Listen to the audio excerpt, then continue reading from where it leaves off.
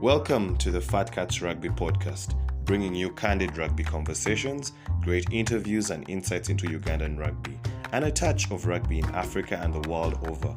Fat Cats Rugby Podcast is a product of Fat Cats Media brand for all your audio-visual content needs and equipment hire. Hope you enjoy this episode.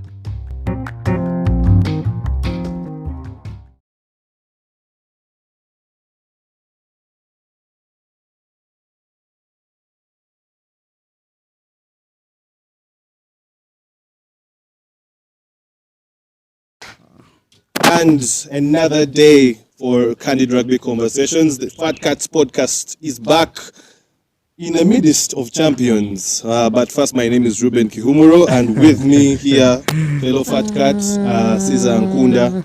I know there is a lot on his chest. But however, before we get into digging deep into our guests for the day and also a bit of an interaction with Cesar, the number that we are talking about today is 2. Why? Because 2 represents the number of trophies, league trophies that Pirates has, and also represents the number of days it takes to recover from a party like Pirates celebration.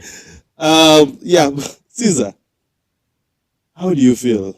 You did not attend party like a Pirate. Your weekend, I don't know where you were hiding. Tell us how the past few weeks has been. Online banter has not been kind. Well, first and foremost, good evening, everyone. The weekend went well. I want to make mention of the elephant falling once and for all. Arsenal trophyless this season, yet again as usual. But back to the gist of the matter, I'm happy to be around Canowira and Chairman. I call him Chairman now. I'm happy to be around Chairman and Coach Marvin. My weekend, I was invited for that party, but I couldn't go. I just couldn't. I'm sorry. I'm still not yet comfortable to be such a... Also, I was sick on the weekend, but I managed to recover to go for sparkling. I don't know how. But anyway, my weekend was okay. What you don't know is there was a lot of consolation going around for the Cobs fans that were there. Hugs, dabs. So... But you see, most Cobs fans and players like rugby chill, so... It's not really, it's their home. Oh, they're going to kill me for that. But anyway, it's their home. They like hanging there. So, but my weekend was kawa. Yeah, but anyway, you prematurely introduced our guests, our champions. But maybe just to let the people know that are not familiar, we have 2 champions in our midst that have also featured for the club that they are now, I should say, overseeing.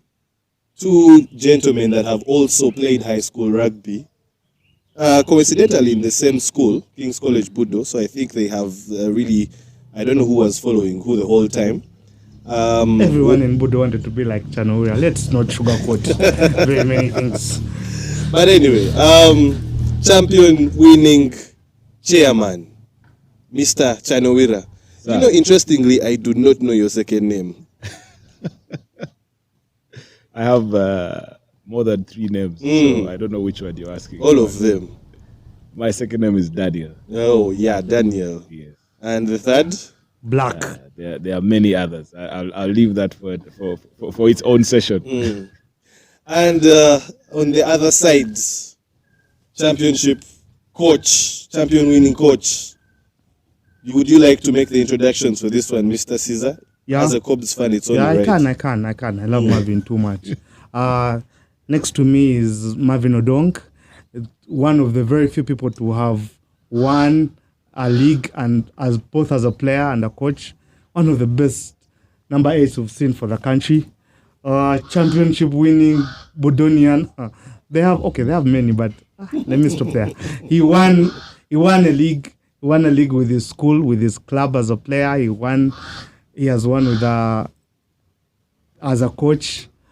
Man, he's a rugby legend. Even when he's under 30, he's a rugby legend. So we are really, really privileged to have him. You're welcome, Marvin. Thank you. I'm glad to be here. Ruben, finally I am. Finally, you have been dodging. Personally, I think Marvin has been dodging engagements with me from all the way back to Kratos. saying, And I Marvin, apologize can you come for and this. talk to us about this? Marvin, you're on fire for the national team. Come and talk to us somehow in the corners. English. He finally Now it's kawa. because of the very many media engagements as coach that he has had. Now he feels a lot more comfortable. in front. Maybe that. But anyway, Marvin, how does it feel to be in the position that you are? A championship winning coach. You also own it as a player. How does that feel? Has it sunk in yet for you? Yeah, of course. It sank in immediately. The final whistle went. It was, I mean, it's surreal. You know, everybody wants to. I think you should push in a little bit. Anyone who participates in sport, anyone who participates in sport wants to win. Yeah. So when you win as a player and then as a coach, it's really it's quite something. We thank God, but above all, I thank the team and their families who released them to me.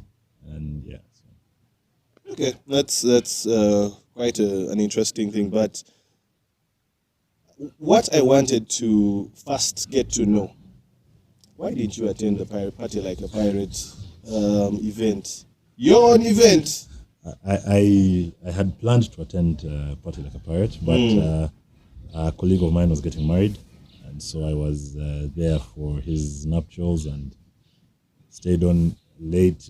The function delayed a little, so after it I was a bit tired, so I couldn't make it. But Party Like a Pirate needed a lot of energy. And I didn't think I had it in me to go through it. The challenges of marriage. But maybe we'll talk about that later. Are you attacking Caesar? Hey. Man, being a Cubs fan is one of the most risky things at the moment. Man, shots everywhere. You turn this side, there's no winning. Chado, you were at some point the man of the moment at Party Like a Pirate. You were as if you are showing us that you had a different talent as a hype man / MC. You received Pirates bonus money. Yeah. How can the Fat Cats get in position to at least get like 1 chameleon just like this for all the things we have done this season also? The Fat Cats can come and train.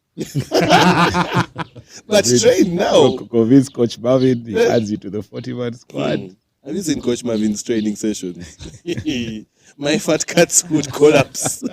I already have my friend Didi. I be seeing him there in some of the training sessions. When they are done, he's just lying on the ground like this.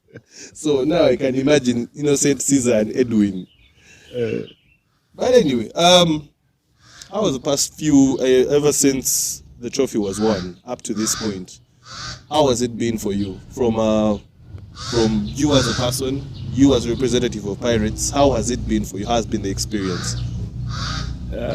It has been great, I think. I had a chat with Marvin, I think the week of the final. I also had lunch with Captain Massa, same week of the final. And I chatted with some of the senior players, Timothy Kisiga, Ivan Magomo, Conrad Wanyama.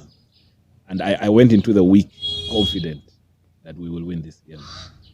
The confidence for me, at least, and I told all of them, the confidence for me was not so much in anything, but the fact that we had done literally everything that needed to be done.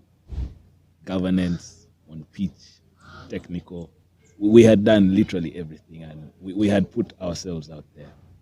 So I was super confident that either way, whatever the outcome was, we were going to be happy at the end of the day. Okay. Before we really get into the depth of what we want to have as a conversation today, I just want our viewers to really get to know you guys.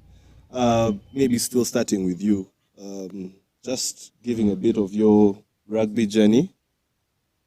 Maybe you can just tell people where it started from, your time at Pirates, when you played. Some of these guys played, think you guys played like in the 60s. They don't know it was just a few years ago. Just a few years. And how did you even get into this whole management chairman situation?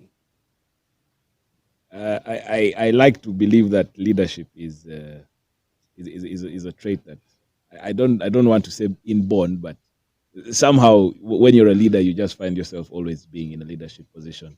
I started playing rugby in St. Mary's Kisubi. That was in my S1. I will not say the year because I know people will start. Look at how happy Caesar is. Everyone will start working backwards. So yeah, I was in SMAC with Caesar in the early 2000s, mid to early 2000s. In SMAC, it was, I mean, to be respected, you had to be a rugby player. So I got into SMAC when I was still playing soccer. I used to be a goalkeeper. But then I got to SMAC and, man, you just had to play rugby. Does anyone really want to be a goalkeeper or just circumstances, man? They're like, you're the fat kid and you have no skill. Go in the goal. The fat kid has to be the goalkeeper. Not the owner of the ball. Who's good enough, but they have to put him on the team. Yeah, so for some reason I was a goalkeeper. Then I got into rugby. And right from my S1, I just couldn't play anything else. Yeah. From that, I started playing sevens in my S3 actually. At the time, Alfred Karekaho was the school team captain, and then he selected me to be the junior team captain of the sevens team in SMAC. And I think that in rugby, that's where my leadership journey began. Yeah. Okay. And then moving on to the club, you have you only featured for Pirates? Did you feature for any other team? Because even me, I'm just learning right now that you're in SMAC. I actually thought that you had Budo was where everything happened. I was in SMAC S1 to S4, then I went to Budo. Yeah, which one do you think, in your opinion, was more successful, being at SMAC or being at Budo? Looking at culture-wise and also looking at any. Were you part of the Budonians that tried to win a trophy, wrestling it away from the great College of Namibia? He was captain of that team. I was captain of that team. That was Budo. Was that 2011?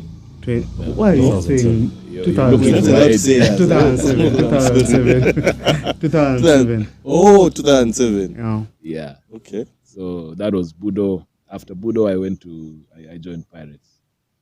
And normally you're supposed to go through sailors. But the time I joined Pirates, I think there was a shortfall in the back rows. So somehow I came from my S6 straight into Pirates and I was thrown into the fire. I remember I think I broke both my elbow and clavicle in one season. You can imagine lifting Soita at a line out. What a player. Yeah. And, like you asked, I've only played for Pirates. I've not played for any other club. And, okay. Biggest achievement with Pirates for you as a player? 2 trophies. Nothing, please. What did you win? One trophy as a player, 2018. Uganda Cup. No. You played in that 2018 team? Canowira. Okay. Yeah. So, actually, that's the only trophy I won as a player in Pirates. Yeah, because 2007 was when I was just joining, so I didn't play in There was a time in there where Pirates won a Uganda Cup. And that was 2007. Felix. But I was just joining, so I didn't play in the team. Yeah. Okay. 2017 also I didn't play. 2018 is when I played the league. Yeah. So Marvin, for you, your career very, very illustrious, Badangi.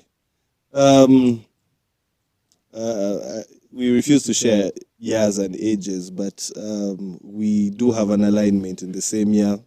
I think by the time Marvin was on senior team for Budo, I was still languishing in the bench and also water boy situations at some point. I saw him on that, I should say, very emotional day for him, where he won a trophy against Namiliango. And let me not tell his story. Just let us know, how did you start? Before you take, we should do a start. Since Namiliango guys like jazzing for themselves, we should count how many finals they reached and how many they won. Because they only talk the statistics. Please, Jude. do your There is thing. no star that is going to say you. Because these Bro. guys can judge for themselves. Yeah. But everyone who wins the league, they beat Namijango. 13 You trophies. And 20. You know, you played since 1963. That's is old. We were playing against Smack. I don't want you to confuse us here. Anyway, yeah, Marvin, just give us a bit of a background for those that, many of these guys just see you there and they're like, these guys, they just studied rugby at university. They don't know that you guys were actually the soldiers, the warriors that were playing at that point. Yeah. So I was in school around the same time Danny was in school. I started playing rugby in S1, maybe S2. S1 was goalkeeper business. I used to play football, hockey, baseball, anything that. Baseball. Budo had baseball. Yeah, anything that got Cool kid schools. It's only guys with Budo who know those things. Baseball. Baseball. So maybe about S2 I started playing. I made it to the school team in S4. I think I was skinny and I don't think I was very good. I remember a certain training session. At the line out, Sam kept trying to explain something to me, and I think I just failed to get it. And he was like, he shouted at Chadri. Chadri was the captain. He was like, "Get me somebody else. This boy is too thick to understand what I'm trying to say." Wow. I've never forgotten that. I was like, dude, it's never that serious. Yeah, but so then I went back to Budo for my A level, and when I got back in S5, I think we reported on a Monday, and I was in the starting team on Saturday. We were going to play Smack actually. Unfortunately, we lost that game in Smack. I think 6-3. It was a tough game. Tough game. I was Beautiful unfit. game of rugby. But that loss then defined our season for us that year because we went on to win the league in the emotional time that you speak about. And that was the turning point, I guess, for me. After Zimbe scored in the 5 and their babes ran onto the pitch. I blame Aredo and Chimono for that loss. Anyway, Very unserious. Yes, Budo, we won the league. We celebrated it thoroughly. It had been a while. I think Budo had last won the league in 2004, before 2010. And we were happy with ourselves. We worked pretty hard that year. I think we were the best team in the country that year. Unrivaled. We had probably the heaviest and the hardest working pack and a pretty intelligent line. And we did well. So it was good that we won the league that season, because if we hadn't won, I don't think we would have been very happy with ourselves. We had worked too hard for that. Yeah. Was it a given for you always that you were going to move on to club rugby, or was there a certain turning point that made you take that decision? I can't say for certain, really. When you're a kid, you just want to play. So when we left school, in S4, I started training with Pirates. I started playing with Sailors. I don't know why, though. I can't quite recall how I ended up, but I ended up training with Sailors. And so in S4 VAC, I was training with Sailors. In S5, I trained with them as well. I actually played for Sailors in 2009 and 2010. And then later on in 2011, actually, as well, the holidays, I remember there was maybe 2 games. So yes, straight from school, I went straight into Sailors. I didn't go anywhere else. And then from Sailors into Pirates. Yeah, there are very few Pirates players who haven't gone through Sailors. I think it's only Chano and Ivan Magum. And Adib. The elite class. Yeah, And there are Adnan. very few. Yes, very few. And Adnan. Adnan Most never of us played go Sailors. through the Sailors, and but it was. I think for me, Sailors was very important for me, because it is where I actually realized perhaps that I really liked to play. I remember we used to play at the time with very old people. I used to play with Tonchu. Tonchu was my flanker. So in the middle of the game when we were playing, if we were attacking, I would be the number 8. If we were defending, I would move him to number 8, so that I have to meet the guy who's coming to do any damage to us. I was saving the old man the hard work. So it was fun time. So those and And I mean, it was nice, guys like Tonchu that played for a while, so they were guiding us and everything, and we're always looking up to the guys, the Chanos up there, in Pirates and everything. So yeah, that is my journey. Then we get into the senior team. And yes, I like to say I was lucky. Why? I've noticed that about you. You like to say two things: that you are lucky, and you aren't that good, or you're not good enough. Why do you say that? And yet, the rest of the rugby community has a different opinion. Well, if I was actually good, I would probably be playing in England or New Zealand. Please stick to England. Don't go. That's sad. That's why maybe I don't think I was good. And I think I was lucky because I live my life believing that a lot of the things that happen in the world are a result of luck. And so I'll give you an example. The final that we won against Namilyango, that probably made me the rugby player that I am today. Yeah, because, and I can't even explain how I ended up playing, but I remember I was picked from school. I go home and then I just told my mom, like, Mommy, I have a final today and I think I need to play. I was like, are you sure you want to play? I said, yes, I think I really, really need to play. She's like, okay, fine, you get a car. And so that's how I ended up there. So if my mom had been, because at that time she had lost her husband and everything, if she wasn't in her right frame of mind to say, no, you shouldn't go, you shouldn't. But I guess so I say I was lucky. She was in a sort of mood. I didn't have any control over her mood. And I think she was like, you know what, go do what you want to do. Yeah, so, and that there, then it sort of like split the Red Sea for me. Because then everyone was just like, oh, this young man, he has all this heart. I mean, yeah, I had some heart, but I don't think it was that much. I think it was just okay, yeah? So, yeah, that's my story, I guess. Oh, yes, I played for Pirates. I made it from Sailors to Pirates in 2012. I played my first game for Pirates against Sogi. It was a lovely game. I remember abusing him throughout the game, telling him, you're an old man now, I've come to take your number. And oh my word, he was cross. Jesus Christ, he was cross. God rest his soul. Yeah. Caesar, any thoughts about these two gentlemen that you would like to share from your time observing them being players and also at this point that they have reached? Well, I've always thought about Chano. I don't know. I've always thought him a very special player. He was, when we were in school, Chano was in S4 when we joined SMAC, and their class was just full of unbelievable players. They were just confused. They had the Tanzanian called Sugu. My Lord Jesus. Sugu, that guy. Anyway, Chano went Budo and they came to play us. In my 6 years at SMAC, we lost one game, and it was to that Budo team.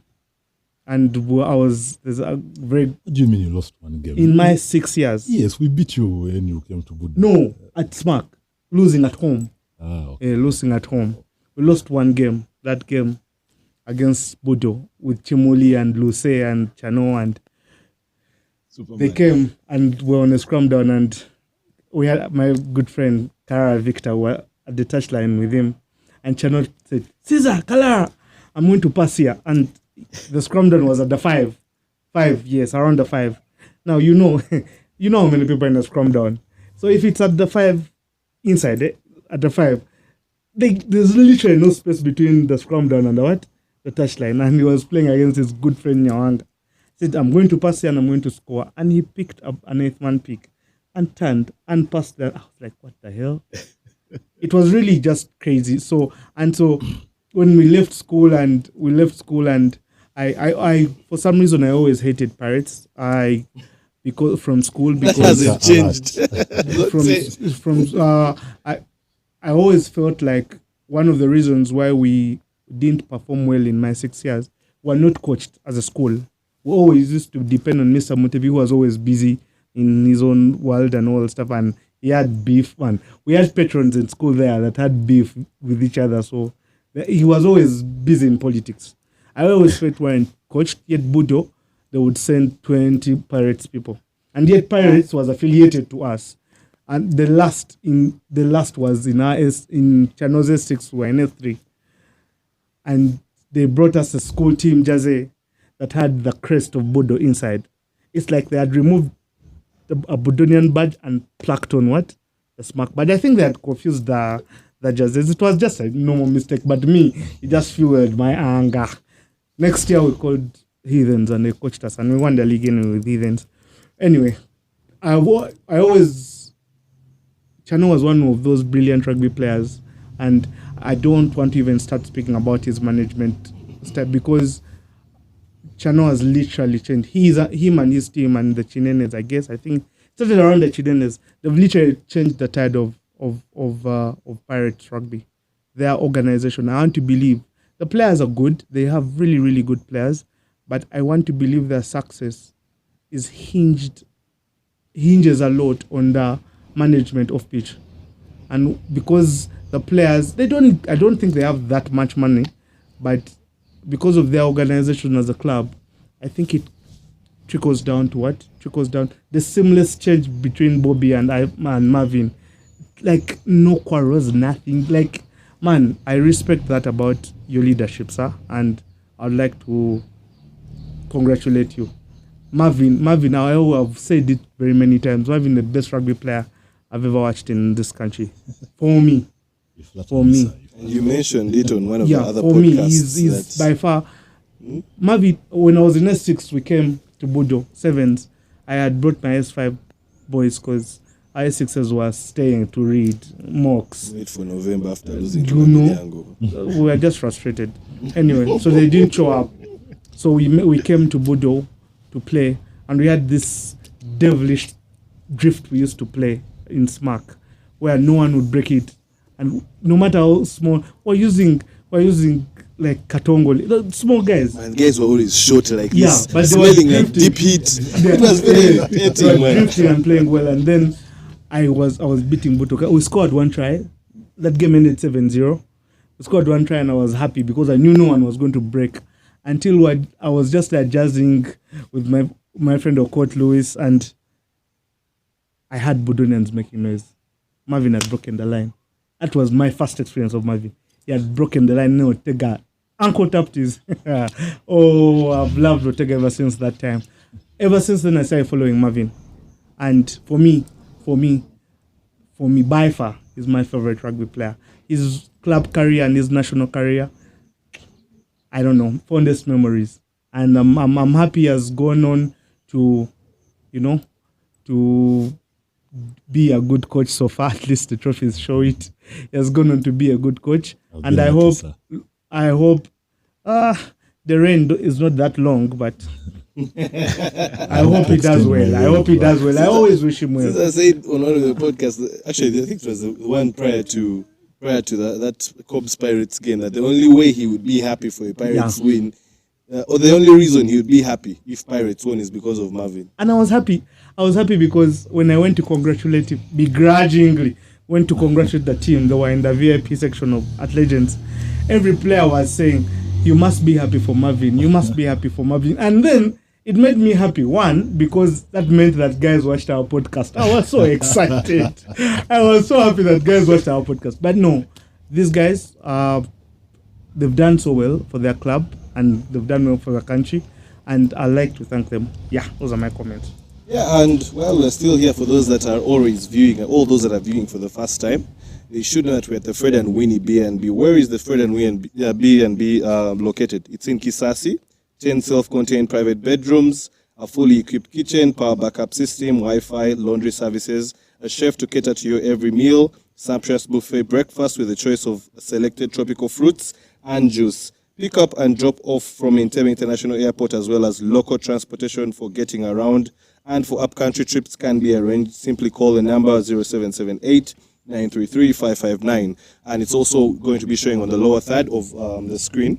And ideally, as we are in off-season now, take a break from all the stress of rugby and just tell them that the Fat Cat sent you for amazing discounts. I have a question for both of them. Start with Marvin, I think then we'll go to Chano, but I'll ask both to answer. Marvin, what's your experience coaching your peers? I talked about it earlier on in our podcast that it's very hard to coach people that you've played with, even when you've captained them. You see, captaining a player is different from coaching a player. You find a situation where maybe because you've been playing with them a long time, they will respect you and know you as a player. But you have a situation where you have to coach Musa, you have to coach Ivan, you have to coach Chisiga. Chisiga not so much, but Musa, Ivan, Massa, these are guys Marvin played with, I think straight away from what? Sailors. And then he has to make the decision of today Musa you won't play. What is that experience? What have you experienced in that? And after Channel, the management, I always felt, and these are my views, when I don't attack, I always felt that one of the biggest issues that was at Pirates at that time were the so-called historical people who owned Pirates at that time, and they would run it the way they see fit. It would be their evening plan, and of course we enjoyed it because Pirates kept on not performing. They almost got relegated, which would have been the biggest day of my life. But they almost got relegated, but they survived it. And then from there, from such a low to then coming and being one of the most well-organized clubs. And, you guys managed the transition. You leave Kampala, which has been your home since time immemorial. Then you go to King's Park. You're starting something. What was your experience in that change? And did you get some resistance from the so-called old people, the old guns that I felt were running the club to the ground? Did you get resistance, and how has been that experience with management? Marvin first. Yeah. So coaching my peers, it's been interesting. It's been, coaching is a process. You never stop learning, right? Every single day is fresh. Challenges are new, but you always learn. But for me, coaching my peers has actually been quite interesting because one, they've made it easy for me. When I send communication, when I want something done, it's very easy. Like the senior players who I played with, Ivan, Musa, and the like, they've made it very easy for me, and so it's not as hard as I think it should have been. I have a very good leadership team who have really made it very easy to run the club. The rest of the players follow in line, and it's really been it's been great. I have no complaints. The boys are good. They got themselves a trophy. That's quite something. So yeah, I think I would recommend. Aredo, I hope you're hearing. Yes, no, but Jose should still play. Retirement. For some reason, he wants Aredo to retire. I don't understand. No, Jose should still play. He still has some gas in the tank. I don't want him to be like, let's go. Let's know. Yeah, so you asked about management. Yeah. The management I cannot say it is me alone. It has been a very consistent team of level-headed gentlemen. Most of us are young, as you know. So I would say right from Chinene, when Chinene decided to take on the team, just after we survived relegation, from Chinene to Bobby, Bobby is one of the most organized human beings, I think. Marvin can attest. He has every single statistic of everybody. He's very calm, very cool. Yeah, and so basically, I cannot mention everybody, but everybody has been very helpful. We've had very good predecessors. We had Edmond Awar, Eric Butime. Eric was my immediate predecessor, and Eric is one of the gentlemen that instilled the value of good governance and structures. And so I can. It's not me. It's the whole team. Personally, what I like to do is to deploy empathy. Like whenever, because I believe that leadership, when you are a leader, you're sort of at the bottom of everything. So you always receive the worst. All the problems, all the complaints and everything comes to you. So, and the only way to manage that is through empathy. But yeah, the most important thing has been the team. Having a coach like Marvin Odongo. I mean, when Marvin is a coach, I don't even have to think about the team list or anything. Yeah, when Bobby is in charge of the stats, I don't even have to check. We have Dennis Etiquette, but I cannot mention everybody, but the system works. There was a joke one time when we had gone to Cape Town for the World Cup. I was lying on a couch sleeping. So we're sharing a house with Cobbs guys, Heathens guys, and everyone was laughing that, hey, the Pirates chairman is here sleeping while his team is in, I think we're in Fort Porto that weekend. And for me, what made me happiest about that joke was that the fact that someone can be away and everything will move like in a seamless manner. Yeah. Okay, that's very interesting. But I think we should first maintain. We should first maintain on that topic of systems. Just paint for us a picture for Pirates from, like he said, a point of near relegation, transitions in management, transitions in coaching. How have the systems changed, and how are the systems working right now, all the way from players to commercial side of things to fans recruitment and everything, and also transitioning from Legends to Kings Park. Maybe you can just paint for us a picture about the whole, how it works, because it looks like you guys are having something that is actually working, right? I mean, there are new fans coming in. We are seeing two teams, the two men's teams actually, Pirates and Sailors. We're seeing the ladies teams that are also doing well. We are seeing so much happening with the club. So how does it work? Number one, if you'll allow me brag a little bit. Go ahead. I mean, you guys have been bragging for it's now 2 weeks, so I don't think it's going to stop anytime soon. Do you want to say your members are not from that school in the forest? We can also say that. That's a low blow. Okay. That's a low blow, Caesar. What school are we talking? I was talking about Seta. Seta High.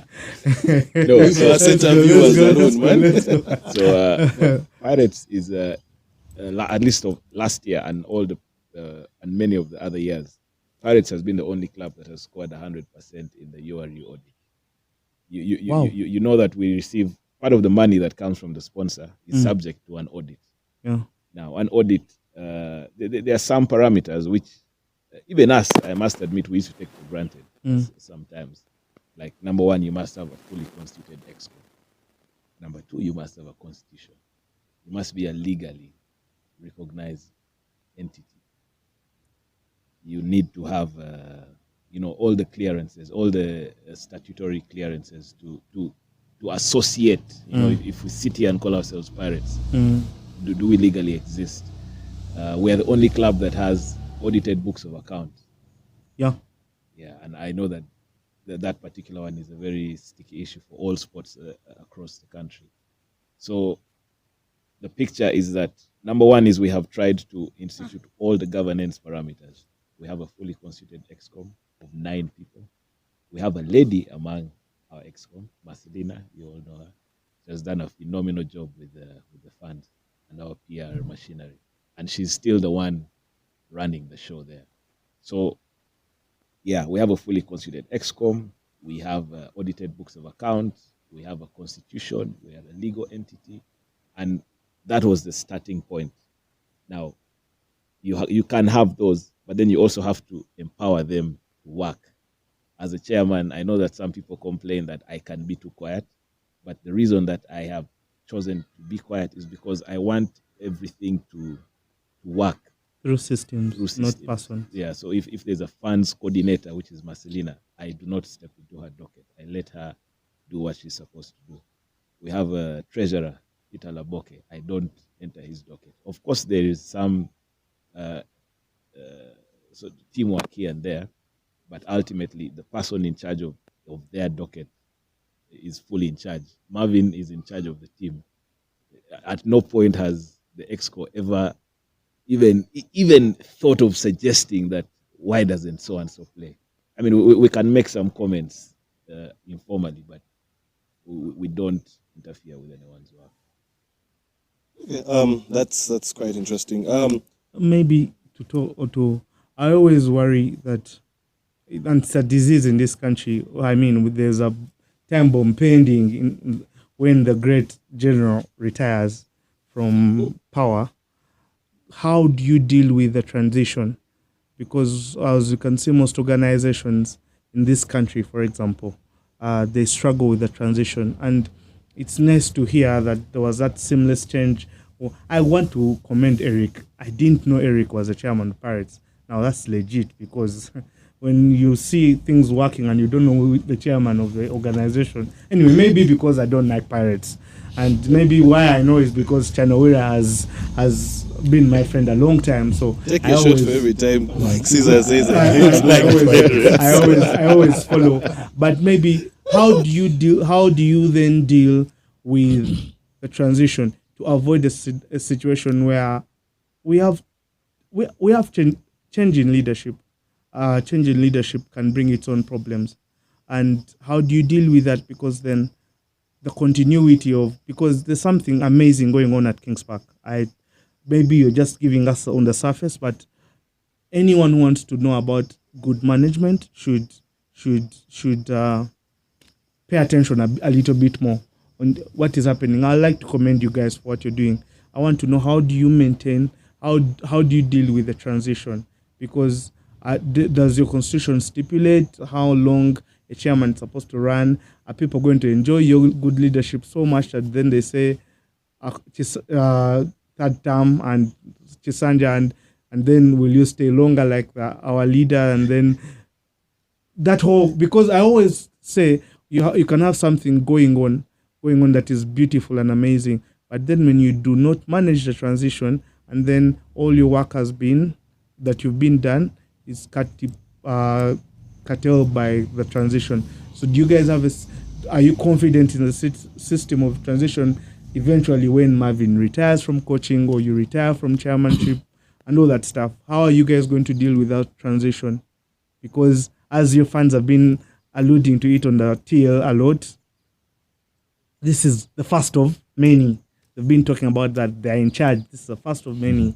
And also, how do you deal with this transition to ensure Pirates is like, say, Heathens that has won 6 leagues in a row or 7 leagues in a row, that has maintained Chadondo for quite a long time without, up until they became chest and unchest. Anyway, yeah. How do you deal? I think let me come in first. Transition is a thing, I think, that is hinged on systems. Where the systems work, then transition is not a big challenge. I'll give an example of the coaching. So Bobby had been our coach from 2016, right? And so in 2018, when I told Bobby I was going to stop playing, I told him I didn't want anything to do with rugby. I wanted to step away and go. And he refused. He said, "You're my captain. I can't let you go." And so he said, "I want you to be on my coaching team." Now, recently when he was leaving, he told me, "You see, then when I told you that was part of our business continuity planning. Because I knew you were good. I knew that these boys respected you. They had you as their leader. So I needed somebody like that on my bench, and I couldn't let you go. So as part of my business continuity planning, I needed you in the dugout with me." So 2 years ago when he appointed me head coach, he told me, "Now I need to move myself to director of rugby. And I need you to become the head coach." And I was like, "But I'm not ready to be a head coach." He said, "No, I'm going to be here with you. I'm going to be here as director of rugby. So don't worry. You'll be the head coach. I'll be guiding you. Where I see you straying, I'll put you back in line." And so throughout my first year as head coach, we were going through that. Like, I would consult him. I tell him, "Look, this is my session plan." And he's very organized, like Chano said. So when he was director of rugby, he still is part really, but every week he would ask me for my session plans. He'd say, "Look, what are you planning for this week? What are you taking to the boys on the pitch? What new skills are you imparting? What mistakes did you make in the last game that we're working on this week?" And he just didn't have time to do them. And he would pester me. So I used to ask him, like, Bobby, how many hours do you have in your day? Because me, I don't have enough time to do all these things. And he used to tell me, like, wake up at 4 a.m. and do everything you have so that by 10 or 11, you've done everything you need to do in the day. So for me, that sort of planning, where you have everything is organized, right? So during that period of time, he was preparing me. Like, look, one day anything might happen. I could leave. At the time, he didn't know he was leaving, of course. But when he appointed me coach, he didn't know he was leaving. But because you must have a business continuity plan, the organization cannot come to a halt because Bobby has left the office, because he has traveled to another country, or because Chano has gotten an appointment in another country and he has to leave. The organization must keep running. And for it to keep running, there must be people who can run in those positions, right? Yeah. So in his business continuity planning, he just had me in there. He said, no, look, you will be the head coach. But as a director of rugby, my job is to oversee the entire rugby setup of the club. And in doing that, I must guide you to play to coach the sort of rugby that our club should be defined by, to run the systems the way they should be running in the club. And so, yes, that Chano can go on the management side, but on the technical side, at least that is something that we are doing. And I will also be running into my business continuity planning. Is Musa a part of the plan? I don't know who it will be, but they will come along and we shall have a team. And when the time comes for me to leave, I shall have left the club in probably a better place than I found it. And are you ready to, without him, are you now confident and ready to take up the mantle full-time, seeing as, okay, he might be on WhatsApp and all, but now that he's not going to be around in country to be that voice of guidance for you? Are you now okay now? I mean, for most of this season, he had a hands-off approach now. He no longer interacted. Even when I made a mistake, like decisions in the game, he would never come and tell me, I think you were doing this wrong. So he would let me learn. There were games where I made some very bad decisions. And then after the game, we'd have a post-game review and he'd tell me, look, I think, so he'd ask me, how do you think the game went? Say, look, we didn't do this right. Like, why do you think, this didn't go right? And then we'd have a discussion around that. Say, like, so the reason why this didn't go well is because of this. And then you're like, oh my God, yes, that is it. Yeah. And so yes, I think I'm now ready. I have gone through proper training, and he should be probably a world rugby educator. That man. I think he should upgrade. But yes, always call him a leader of men because of that 2018 team. It's quite something. They literally were playing for him. No one playing for Pirates. I felt they were playing for him. My God, best rugby I've watched in the league from your dear club. Yes, so the question was about how do we ensure continuity and transition. So what we've done in Pirates is we have a sort of hierarchical system. So everybody knows, and like you said, you seemed to suggest that some of the old men are not good, but I think that they are very good. Political, but it's okay. Some of them can be a lot sometimes, but at the end of the day, everybody has the goodwill of the club at heart. So what we've tried to do, especially at management level, and even in part of our structures, we have a hierarchical system. So much as I'm the chairman of the club, I also still have people that I'm accountable to, aside from everybody else. There are certain people who I still have to go back to and explain. This is like this because of this and that. So yeah, we have a hierarchical system, but also our constitution is quite clear on the terms, the duties of everybody. So yeah, everybody follows what should be done. Okay. Yeah. So Marvin, just reviewing. I don't know if you've had a chance to just sit down and just look back at the season. But from where I observed, especially from a Pirates journey, starting strong. You made him change from Warriors Pirates. I hope you have evidence for Be that. proud of it. be proud of it. You made him change. I told some guy, I Pirates don't know which fan. weekend, I told him I'm the reason Pirates won this trophy. Oh wow! Because I told them, when I become a fan, they are going to win. Warriors has never won anything. He was a player. Oh, okay, fine. Do you want us to start? Problem I have friends in Cobs. Let me keep quiet. So anyway, like I was saying, Pirates started strong. Pirates became a bit lackluster, I should say. They're dropping a couple of vital points here and there. Then there was a point that seemed to be like a mental resurgence, because I felt, from my point of view, I felt like there was a point where they seemed like they had allowed to either be second or third. That's just my point of view. But then it reached a certain point where there was that switch, and now the boys all of a sudden went hunting for every game, every result that put them in that position to have that final test on the last day of the season. That final test that Caesar did not even want to watch. And What are you passing talking that about? final test with flying colors. I mean, what's your recap of the season, and just give us a little bit of what happened in that week building up to Cobs Pirates? We started well, yes. Then we had, like you said, we had a dip in form. Now, the beauty about having a dip in form is it can't get any worse, right? I mean, when you dip in form and you're losing bonus points, you're nearly losing a game to Rams. Rams was at the bottom of the table at the time. We had been telling ourselves we were chasing a trophy. So when that's a reality check, it gets you thinking, you're like, really, are we actually in the running for this? And so around about the Easter break, if I recall right, I remember I had a leadership meeting. I took my leadership team out for dinner, and I told them, look, what we are going through now, we must be able to troubleshoot and understand where the issue is. And the leadership team is brilliant. They have the best rugby players in this country. And so we sat down and agreed that we needed to turn the corner. If we were to win the league, we needed to turn the corner.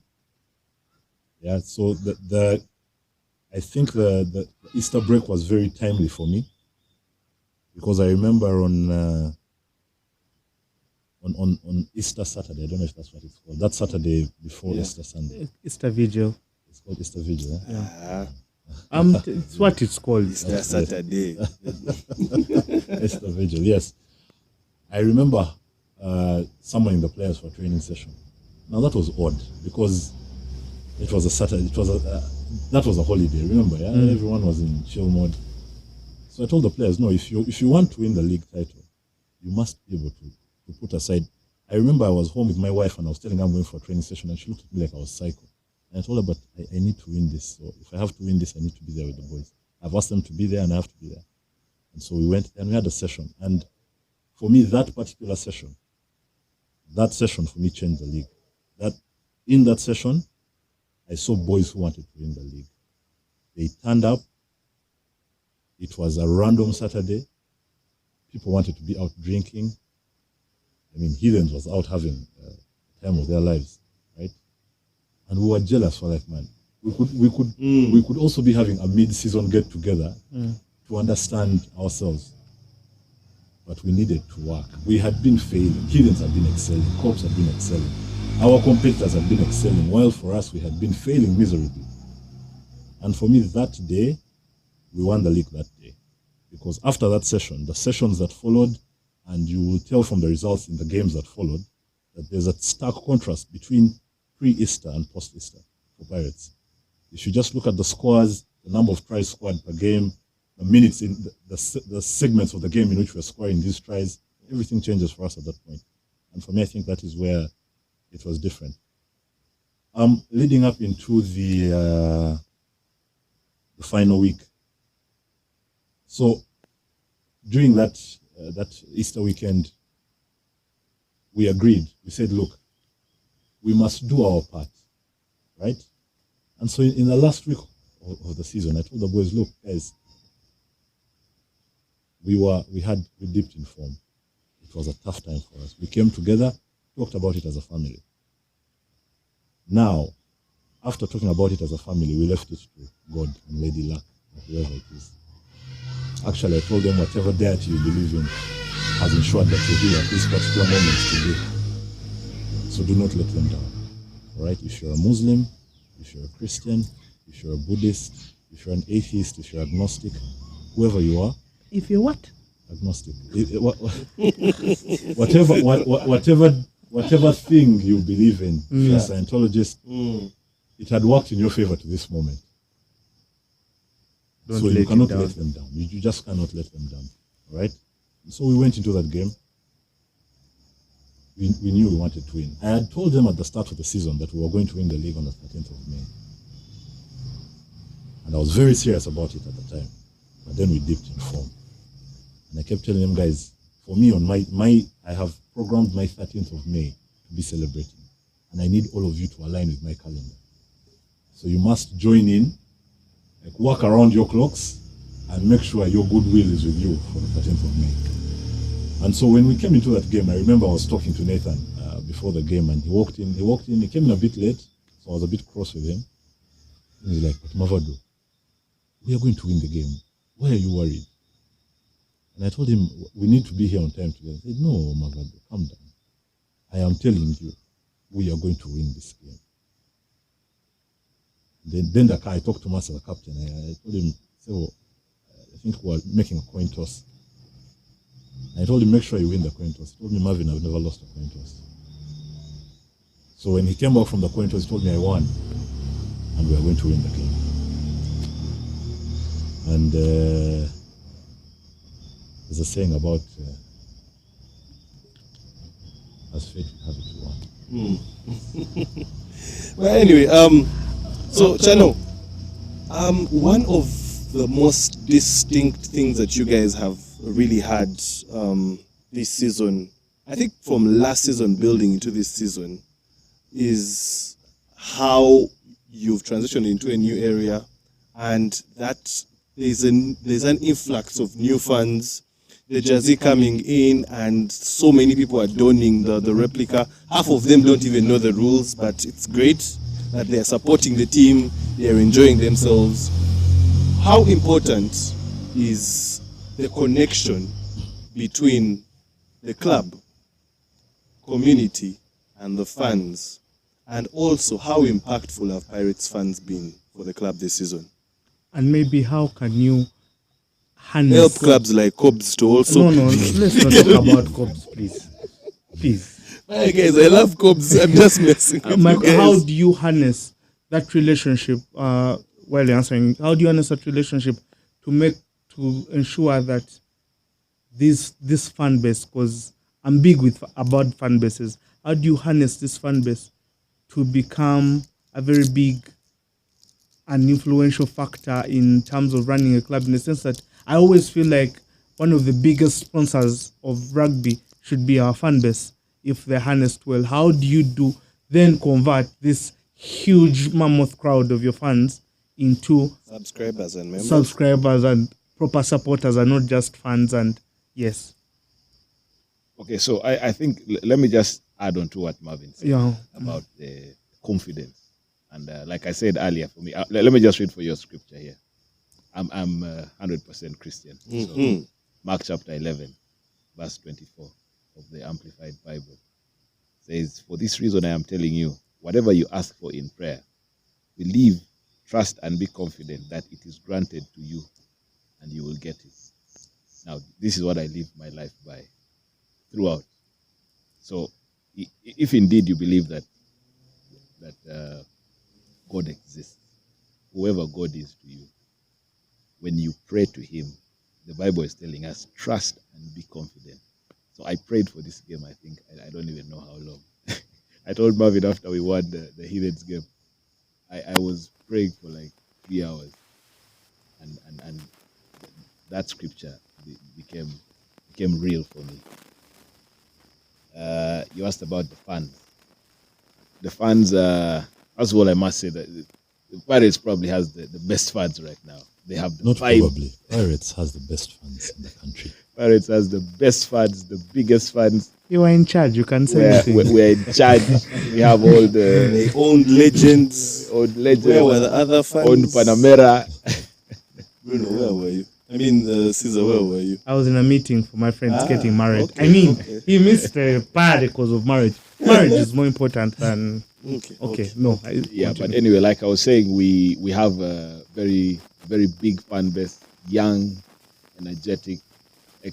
And one of the things that our sponsor, Stanbic, told us the first time they came to Kings Park was that our fans, and I'm not attacking any other fans, but they said that our fans are a very, very good demographic for any commercial, for anyone with commercial interest. That is true. It is young, it is educated, it is. They have a lot of time. This is why they cook you, by the way. I can fight them. They have money, so yeah, it's a very good Pocket demographic. money. Last year we had a dip as management. We delayed to get our kit. It took us almost 9 months to get our kit in. We also delayed to get our replicas. But I like to think, like Marvin says, luck also had something. Lady to play luck. there because the anticipation for the new jerseys, the new replicas, built for a very long time. So when the replicas came, it was just the right time. Like you asked about turning it into commercializing it. Commercializing it is something that we still need to work on. Like I said, our management is not yet perfect. We still need to learn many things. But what we have done for now, and this is my own thinking. Some people may not agree with me. I think that in a cash economy like this one, something like membership is still a bit difficult. You know, if somebody's rent is, let's say, 400,000 shilling, you're asking him to pay 300,000 membership for a protracted benefit, which is going to come in 6 or 8 months. It's a bit difficult. But if you're giving him, if you're offering him something immediately, like a replica or a T-shirt, a cape, something, it is something that that they will take up immediately. But that does not mean we are not pushing on the money on the membership front. We are still pushing it, and we hope to see where it goes. Maybe to ask Marvin, been wanting to ask this question a long time. Your players this season some of them have been sublime. Of course, there are those names that have been appearing 24/7. Sydney, Ziwa, and to mention but a few. I mean, someone told me, Sendifa George told me that with the tutelage of Big Pius and these upcoming players, and then Desire and everywhere else, our back row is safe for this country for the next. I mean, Pius might be going away, but he will do that kind of nurturing thing. Then he goes away, and we have a whole lot of forwards, or loose forwards. And George told me we are very happy. He's very happy that our country has loose forwards for the future, and I agree with that. My question to you comes with one of those players, in your opinion. Now, this has some controversy, so please do not be political. Tell the truth. Ivan Magom, most point scorer, I think, in the league. I don't remember in any game. The games I watch of Pirates, I didn't see him miss a kick. Not one. There are not many. There are like 2, I think, or 3, and I didn't see him miss any kick. And but personal opinion, I love Ivan. Very, very, very. I was the happiest when he was named the national team captain. I've always dreamt about that. A player I saw starting from soccer at school and all that stuff. But I wanted to ask you, at the beginning of the season he was playing well, but not the Ivan we knew, and that culminated into that Cobs game at Kings Park, where I felt like in my years of watching rugby, that's the worst game I've watched Magom play. Still brilliant in the game, but I felt like his captaincy role at Pirates at that time made him do more of talking to the ref more, and I always brought it up, even all the talking that I was doing, and I felt like it was hindering his game at club level and especially at national team. And then due to your management changes, he was, I think, promoted to a higher add-on position, and then he ceased to become, I think he's on the leadership team, I don't know, but he ceased to become the main captain and I felt like when that change was made, he became a different animal. I felt like he was playing free. He didn't have to talk to the ref. He can talk to the ref, but it's not his obligation. There's talking to the ref when you're like, but Sauda, what did you do? I'm sorry, use Sauda, the best ref in the country. But Sauda, what did you do? But then there's talking to her because it's your obligation as a captain. I always used to see it with Asaba in my club. I always thought Asaba's captaincy made him play less rugby. I always thought Asaba always performed better on the national side because he had no responsibility whatsoever but to play his rugby. I always thought, personally. But as he grew up, he got better at it. Did you feel that, you didn't see any difference between when Ivan became club captain and stopped being team captain and when he had the armband on pitch? Because I felt that when captaincy was taken away and he became club captain, then he played a little bit and he played some of the best rugby I've watched him play. The few games I watched, especially our game at that first half, my God. I want to ask you, do you feel the same way?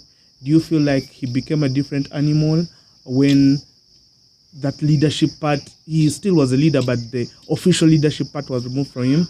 While you're at it, I might not get time, so what's your opinion about my club, my team, my players, Cobbs being my club? What's your opinion, your technical opinion about my club and the season we've had and how you toppled over us that game after we had beaten you at your home? How did you do it better and get over my players? What's your opinion there? Thank you. So, on the Ivan issue, leadership is heavy. Shano told you the leadership receives everything. Yeah. Everything is thrown from the top for the leader. So as the team captain, everyone's problems, you're on the pitch, everyone is saying, Ivan, the ref is not listening to us, so they want you to go and talk to the referee, they want you to do this. So I had been recognizing that for a while, and I thought he was heavy laden, like there was too much weight on him, and so I thought to myself, what I did was, rather than have him have so much weight, I diversified the captaincy. So right now, I think I have 5 captains on my team.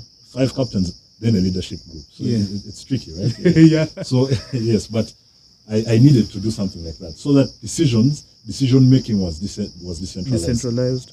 Yeah, that in the park, the decisions didn't have to come from Ivan. That they turn and say, Ivan, what do we do? No. There was going to be a park leader who was also a captain, and he would make that decision, right? In the line, there would be a captain there to make a decision there, right? Then overall, there would be another captain. So there would be a consultation. So the decision making was decentralized, and I think it freed up space for him to think. Because you see, what you want from your number 10 is clear mind. Clear mind, yeah. And now when you have a number 10 like Ivan Magomo, a clear mind is like having a dagger, a wooden stake, and you're fighting vampires. Vampires, yeah. Yeah, so when you have Ivan Magomo with a clear mind, my friend, you are going to put all these other teams to the sword. Yeah. I mean, you saw it in the last game. Yeah. Man of the match performance, flawless off the boot, and I must tell you, he hadn't had the best kicking season actually, by his standards. He had I can't recall what his statistics were, but I think he must have been hovering around 50 or 40% success rate. I mean, Ivan Magomo, you expect him to be at 80, 90%, right? Yeah, so he wasn't doing his best, but he did his best when it mattered, and that's what you wanted. Regarding the team, your team, Cobbs, Cubs, I think, had a very good season. Actually, aside from Pirates, You had. Yes, they did. I think I've admitted You've this. not said they had a anything. very good season. They were scoring really high. Every team that they met, they put to the sword. You know, I remember when we were having our dips in form, we'd be like, but guys, Cubs is scoring against these same teams. We went to Waluku and almost failed to get a bonus point. And we were just like, guys, when Cubs met these guys, the score was 70, I think 80 or something. Then for us, if we're fighting for the same trophy, we must be scoring these points. So Cubs was out of this world. They scored well. When they attacked, they were venomous and everything. I remember when we lost to Cubs at Kings Park. I don't think we were supposed to lose that game. I think we let ourselves down, and we had a post-game review and we identified our problems. We said, look, okay, the last time when Cubs beat us, this was our Achilles heel, right? We had kicked away possession. Actually, every time we kicked away possession, Cubs scored off of us. So coming into the final week, we structured ourselves around, okay, fine, we can still give them the possession, but we shall ensure that the gaps that were identified in the last game were non-existent. And perhaps that, I remember you people discussing my team selection and thinking I was crazy at the time. But I had 4 people who had a flankers, what's the term? Like a flankers Mindset, mindset, yes. Mm. So that ensured that where there were gaps, there was at least always somebody to bridge. Yeah. And in the last game, I remember, if you recall, right, Adrian broke the line, Karim broke. Every time we kicked to them, they just broke the line. They literally strolled through our line and then had us on the back foot. Now this time, it was different. We had those gaps plugged, and when we kicked away possession, we gained it back and we scored off of it. If we didn't score off of it, we put you in a very bad place, right? Like you didn't hit the gain line or whatever. So I think that is really what we did was address our problems in the last game. Okay. Because we knew we had no problem attacking. I think we're the best attacking team in the country. When we have the ball, our attack is unmatched. We had problems defending once or twice when we had problems defending when we kicked away our possession, and when we plugged that gap, we delivered the league title. Okay. Yeah, that's great. As we come to the end of this, I have one question for each of you. Starting Chano. We have seen continuous construction at Kings Park. What's the long-term plan for Kings Park and perhaps for Pirates as well? Kings Park is it's going to be one of the best sports arenas in East Africa. I can share with you. I had kept it under wraps for some time, but now I can share the 3D impression of what Kings Park is going to look like. It's going to be it sits on 10 acres first of all. It has a mall. There's a swimming pool which is already open, already active. We have enough parking. You have a swimming pool? Yeah. Where is the swimming pool? Where is the swimming pool? When you at the parking and you look to the right hand side, there's a wall there with a gate. There's a swimming pool in there. Oh, 25-meter long pool. The national team swam there during their training. You want me to go and swim in a King's Park? I think you don't understand. Anyway, Yeah, so Kings Park is a fully fledged international standard facility. Our pitch is, I think, the only north-south pitch. You know, by standards, you are supposed to. They don't know. The pitch is supposed to be north-south. They don't know. So that one team does not have an unfair advantage when the sun is setting. Now you see when you're at Chadondo and you're attacking town and they kick into you, the sun is right in your face. Yeah. I think the same thing happens at Legends. I'm not very sure. I don't know much about Ginger. Please, Chadondo. Anyway, let's continue. Yeah, but do you have any plans on changing? Your turf can get terrible sometimes. A lot of times. That was a while back. Stuff this season, guys. Because it has good drainage. Let's not talk about it has No, good drainage. our turf, yes, we accept. 20. I mean, we opened this pitch in 2018. Yeah. So yes, we have had challenges with it, but this season there has been no better turf. You saw the weekend when Chadondo and I think Walukuba had had something, but then Kings Park was nice and green. Unfortunately, Chadondo is tilted because anyway. Caesar is really such a hater. Well, Charlie, you are still telling us to leave this one and these problems. Yeah. Yeah, so Kings Park, we hope to make it the best pitch, the best rugby facility in East Africa. Okay, we look forward to that. So, are you going to have some games for Victoria Cup? We hope so. We wait and see what the union says. Okay. So, Marvin, I have two questions that maybe you can briefly answer before I rest my case with you. The first, your team has won. The players are saying they're in charge. The fans have made all the noise. How do you build on this with all the pressure to maintain? Because we are coming for you. We are coming for you. Yes. You know, on the day we won the league, I called the boys in for a team talk. They were celebrating, and I walked to each and every one of them. I told them, let's go to the corner and talk. And I told them, guys, I'm happy that we have won, but the celebration needs to stop at our earliest convenience. Because now we have a target on our backs. You know? The easier part is getting to the top. Staying at the top is the tougher part. So they do know what is at hand. They know that we have a target on our backs. They know that we must maintain. We cannot continue in the business as usual operations. We must tweak something. If you want to continue winning, you must tweak something. I am a big fan of Razor, Scott Robertson. I think he's probably the most interesting coach. You people might not know that Scott Robertson is dyslexic. That's what I was going to ask you. Who are your rugby influences in coaching? And now, so it's interesting how he operates. And for me, I watch the Crusaders, and I don't like New Zealand rugby. I'm an Aussie fan and a Reds fan. But the organization that is Crusaders is quite something.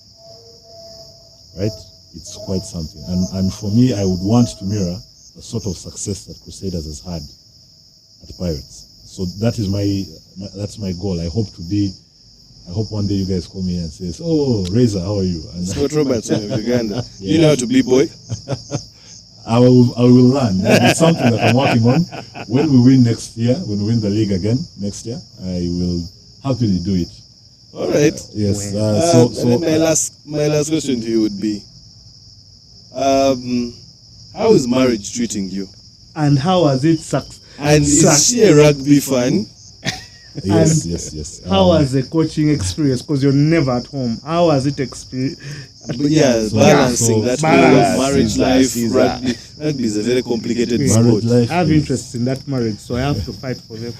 Marriage life is absolute bliss. I cannot complain a single bit. I met my wife at the rugby club, and she's a big rugby fan. Okay. She actually used to be a Cobs fan. Used to. Yeah, no, she has to change. Peace at home. Women are peacemakers. That is God given. I mean, it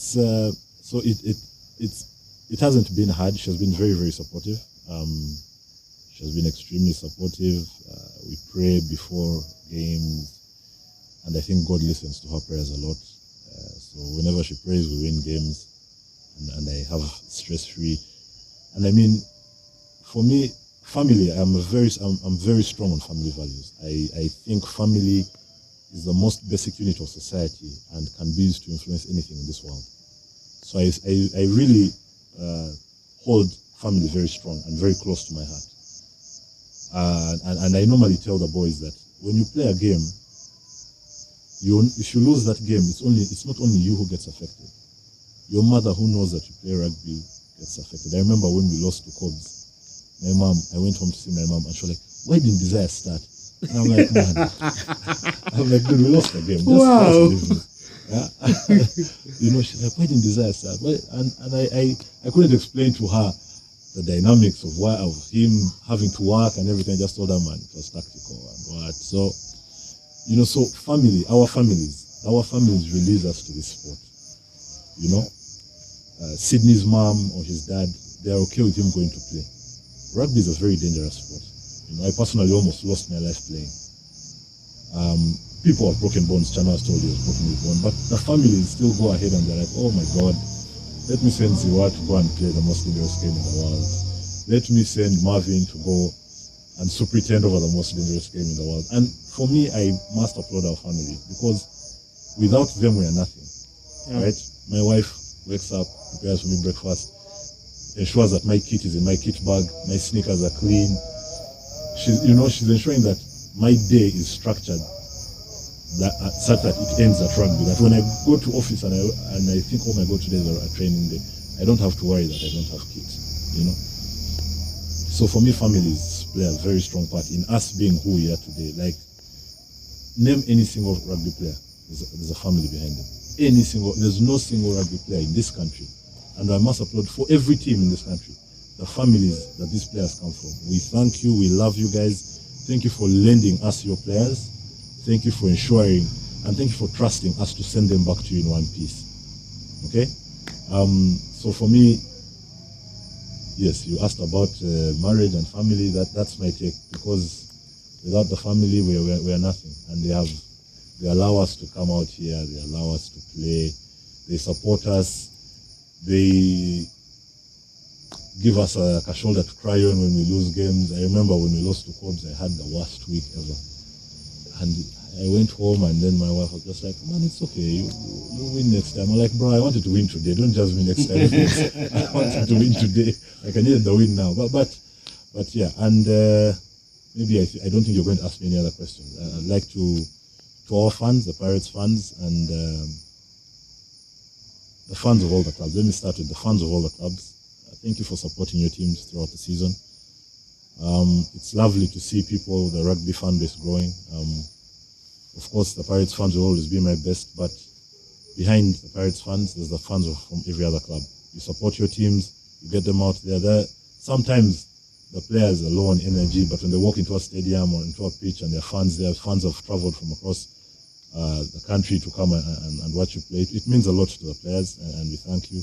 To our families, we thank you very much for letting us come out here and do this. And because what many people don't know is, for example, coaching or playing is you basically commit 3 days of the week off to rugby completely, because Saturday is entirely rugby. Your training days, you'll be in office, but you're thinking, do I have a training plan for today? What are we working on? What are we addressing? So we thank them for that. For the medical teams that ensure the players are in tip-top shape, we're glad. The technical teams, the coaches, my fellow coaches, when the game ended on Saturday, Asio called me. He must have called me like 20 times, and I wasn't picking because my phone was on silent. So I called him back, like, dude, I just want to tell you congratulations. You can imagine it's a rival coach, and he's calling me like, dude, I just want to tell you congratulations. You have done well done, and just tell the boys congratulations. And for me, that meant a lot. Like, we are trying to kill ourselves, but at the end of the day, rugby wins, right? He calls me. I talked to Makalama after the game. He's like, congratulations, you did well. Pius Ogana texted me later on in the night. He's like, hey man, Kongs Mavo, well done. It means something that rugby is not, while we are in our individual camps, we are still a unit. Caesar is my brother. I'll tell you this, we talk before games. I tell him, okay, good luck. I hope you lose, but I love him to death, and that's why he keeps telling people that he'll be so happy if Marvin wins at the expense of his club, But that is what it is. We are one big family with different bedrooms. So in our bedrooms, we want everything in order, but when we come to dinner, we're just one big family. And then to the sponsors, Nile Special, and for all the other clubs, they're sponsors, and then to the Stanbic Bank, we would have never done this without you. And it's thank you. Cheers. Yeah. Chano, he seems to have thanked everyone. Do you have anyone else you'd like to thank? No, I think mine would really be to thank. We have some particular sponsors. Stanbic, of course, number one. Maybe just to say that the CEO of Stanbic Holdings, Andrew Mashanda, is a former rugby player from Zimbabwe. Oh. So he's a really big fan of rugby, and It was a prop stroke number. he was a prop. And you might see him at some training session soon. Andrew, in case you're listening, I hope we hope to see you there soon. And to everyone at Stanbic Holdings, Stanbic Bank itself, and Juko, I think you also had at the games. There's a particular lady in marketing called Diana. I'd like to thank you, Diana, so much. Kenneth, Dan Ogong, everyone on fourth floor, man. I cannot mention all of you, but thank you so much for what you're doing for the game of rugby. Nile Special, Marvin has already thanked them, but allow me reiterate that Nile Special has really done big things for rugby. To get 9.8 billion, I think we are the biggest sponsored in corporate Uganda. I think I'm not sure what soccer is getting, but the Nile Special is really doing big things for rugby. And also to the rugby union, the EXCO, the guys at HQ. I know many people like to attack you, but I've done some work there, also on a voluntary basis, and I know what it means to put themselves out there, and they rarely get thanked. But I would like to thank them. You know, putting fixtures together, getting teams together, getting referees together, getting match balls. There are things which we take for granted that these guys do on a daily basis, and I would like to thank them for that. Yeah, I think I forgot to thank.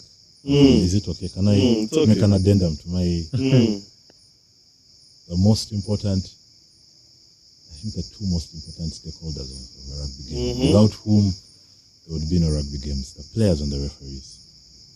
From every single team, well done. You guys did well. It was a long 18 weeks of a season, but you soldiered on. You might not have achieved your objectives as the players, but you'll catch them next time. Hopefully not, but yes. Cesar, I wanted to be petty, but these guys have said a lot of nice things and You bring unity. it on. Yeah, kind of fight. So anyway, what message, as we close in a few seconds, do you have for the Cobs fraternity? I'm happy, and I was asking, I asked Marvin that question because I wanted it to come from him, because sometimes when you tell players that they did well, I think it's they would want to believe he's Caesar. He has to say that, man. He loves us too much, man. I'm happy with what our season was. Not happy because we didn't win. I wanted this so badly for our team, because this was going to be a season for the team. The team fought. The team, like I told you earlier on, we were having some issues in the club, which we are sorting out ably. But the team fought. The team came together with everyone, and they fought. And the fans went behind. Like, our team was leading the club. Like, the team was leading, and then everyone was, the EXCOM, the fans, everyone was following suit. And for me, I found that memorable. I found that amazing. It's sad that we didn't reach the pinnacle of everything, the top. But we will come back next year. We'll come back next year for the league. But we have sevens. We have tournaments to play for this calendar year. So, and we're going to come back stronger. Maybe to finalize, I always have a player in Pirates that I hate the club, but I will always have a player that I love. For a long time, it was Marvin. And then when Marvin left, I replaced it with Ivan. But that was a bit biased. The player right now, and I've always talked about this, and I want to shout out to him, is Tashoria. I feel like Tash doesn't get the fans praise him, but I feel like he doesn't get the praise that he needs to get, because he operates at the same level as Sydney and all these other loose forwards and the locks. And man, he's perfect at a line out. And for me, because I saw Tash from Impis when I had just left school, then Impis, then man, it excites me, and I'm sure I share the same thing with Adi, because Adi really likes Tash, because from our Impis days, and I'd like to shout out to him. Tash is my favorite player in Pirates. Thank you very much, guys, for coming, and good luck in all your plans and endeavors. Very interesting conversation. Could have gone on for days. But I think with this trend, we actually need to start thinking about ring lights. Yeah, but anyway, thank you for being part of this very special Champions edition of the podcast. Caesar, you're done. A ring light is those things that keep No ring lights. If you want to have lights, so in this darkness, we can continue with our conversation. May I say you're the only person who's not a champion on this table? But anyway, Caesar, what rugby have you played, Caesar? I support Cubs. Hey, Pirates won. I'm a Pirates fan. Well done. Guys, see you and enjoy your week and the rest and the weekend.